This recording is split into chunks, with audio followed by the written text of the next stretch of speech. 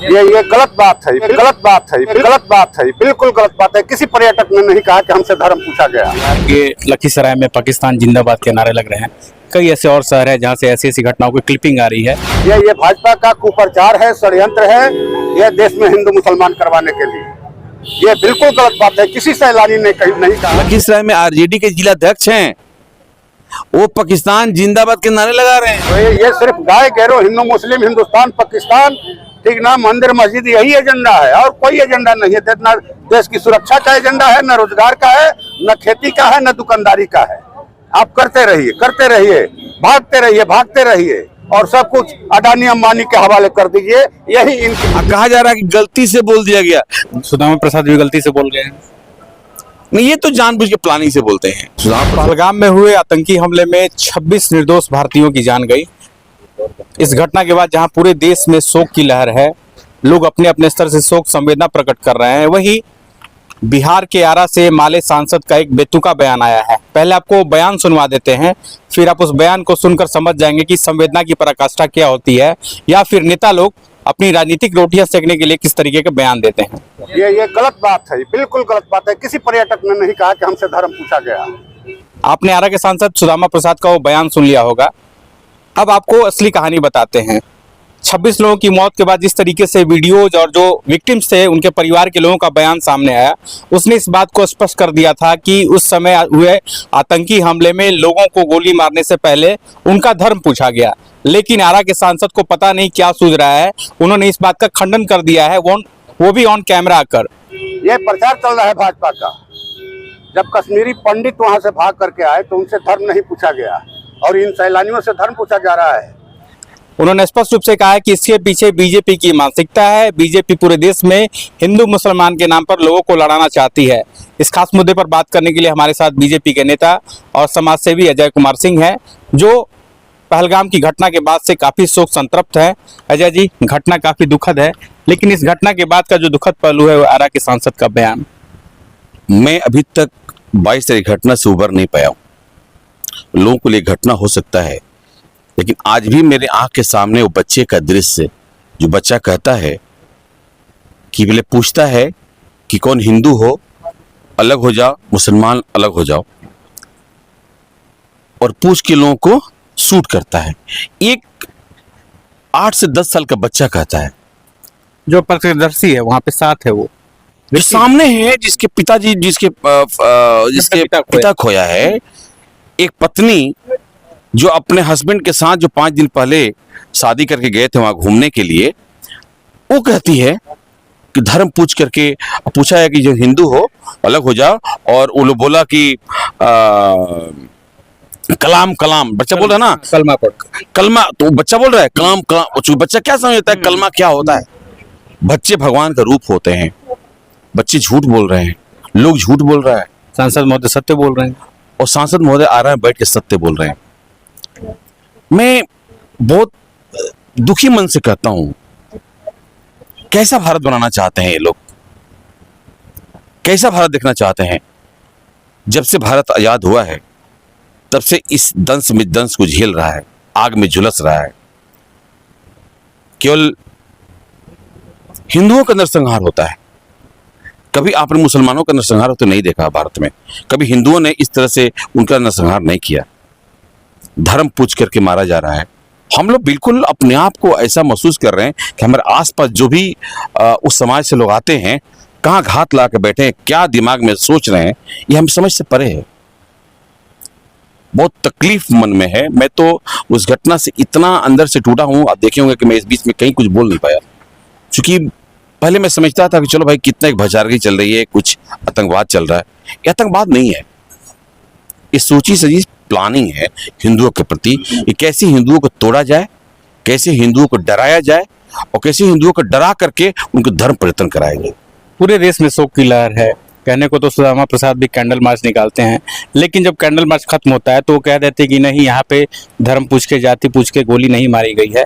BJP का agenda है, जिस तरीके से बीजेपी गाय गेरू करती है।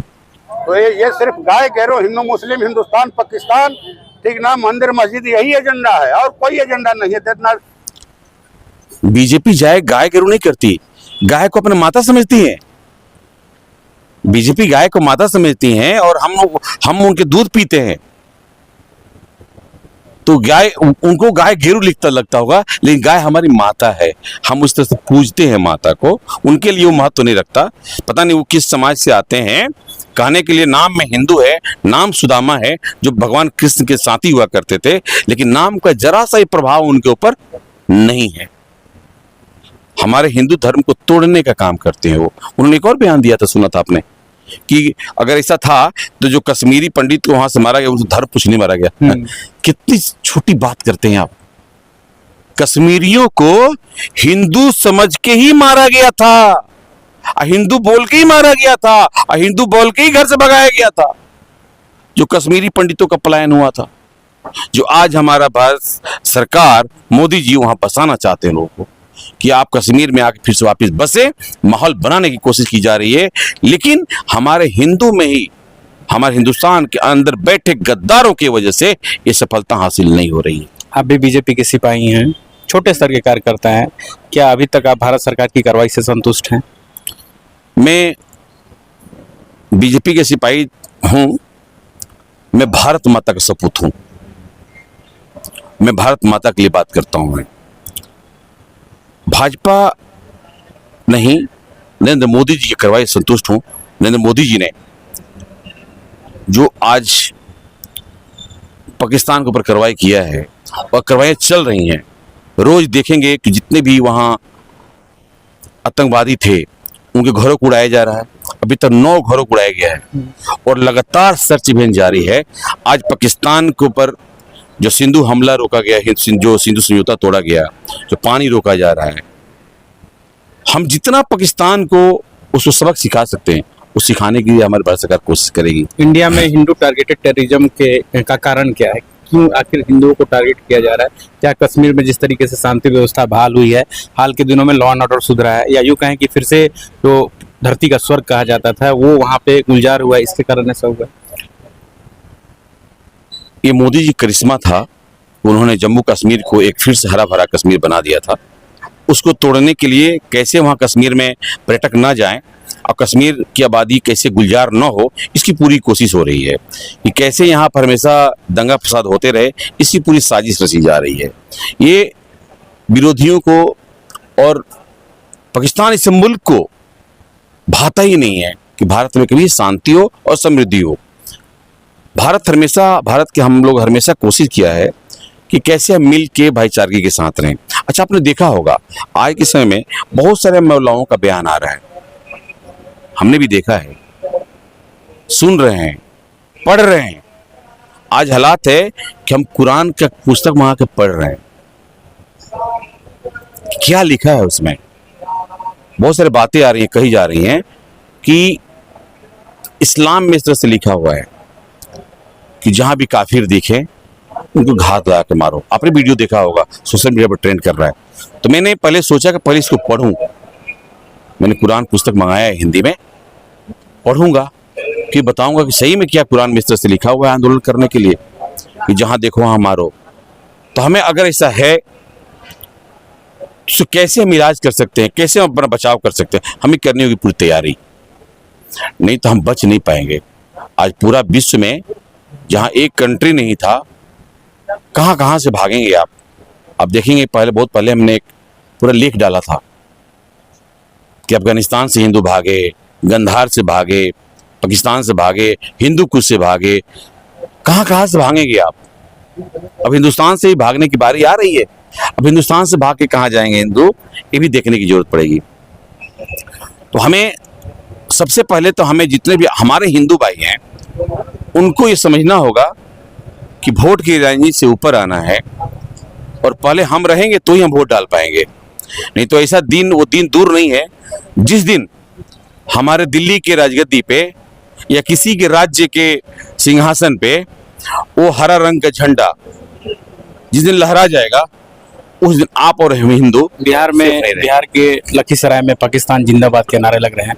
कई ऐसे और शहर है जहां से ऐसी ऐसी घटनाओं की क्लिपिंग आ रही है। क्या लगता है कि खास करके बिहार में भी ऐसी घटनाओं में वृद्धि हुई है? लगातार पाकिस्तान जिंदाबाद के नारे लग रहे हैं, निकल रहा है कैंडल मार्च, और दिल से अंदर सच बात निकल रही है। लखीसराय में आरजेडी के जिला अध्यक्ष हैं, वो पाकिस्तान जिंदाबाद के नारे लगा रहे हैं और कह रहे हैं कि मैं पुलवामा के लिए निकला हूं, तो पुलवामा में वो पाकिस्तान जिंदाबाद के नारे लगा रहे हैं और कहा जा रहा है कि गलती से बोल दिया गया। गलती से दिल की बात सामने आ रही है, वही नहीं, हर जगह निकल रही है बातें। सुदामा प्रसाद भी गलती से बोल गए हैं।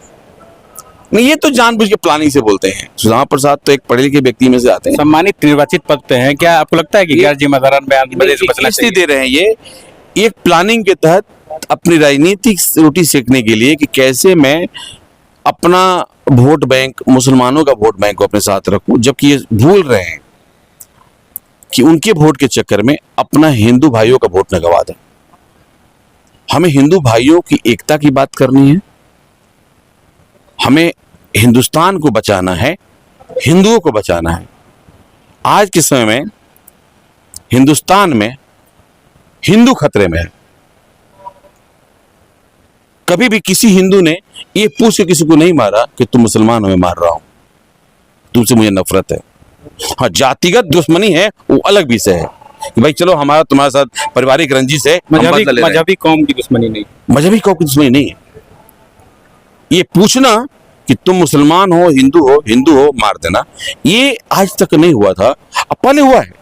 पहले कश्मीर में, बंगाल में इस तरह घटनाएं खूब हुई हैं। बंगाल में तो 1946 में लाखों हिंदू मारे गए थे।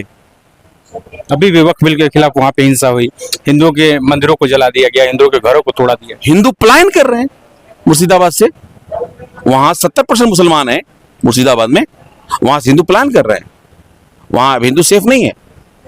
और एक बात समझिए कि हिंदू किसी भी हिंदू के एरिया में, हिंदू के मोहल्ला में, हिंदू के गांव में अगर एक मुस्लिम घर है ना, तो पूरा सेफ है, क्योंकि पूरा हिंदू कौम मिल के उसका तजिया उठाता है, उसका सारा त्योहार मनवाता है। लेकिन अगर किसी गांव में अगर वहां 40% मुसलमान है और 60% हिंदू है, तो वहां सेफ नहीं है। 60% हिंदू सेफ नहीं है वहां, वो 40% मुसलमान 60% हिंदुओं पर भारी है, तो सच है। इसलिए तो अजय सिंह थे जिन्होंने बड़ी बेबाकी से पहलगाम में हुए आतंकी हमले को लेकर अपनी प्रतिक्रिया दी, और उन्होंने कहा कि जिस तरीके से सुदामा प्रसाद ने बचकाना बयान दिया है, वो राजनीति की रोटी सेकने लिए कर रहे हैं और उनको ऐसा बयान देना चाहिए। साथ ही हिंदुओं को भी उन्होंने आगाह किया कि अगर आपको सेफ रहना है तो आपको इसके लिए सोचने की जरूरत होगी।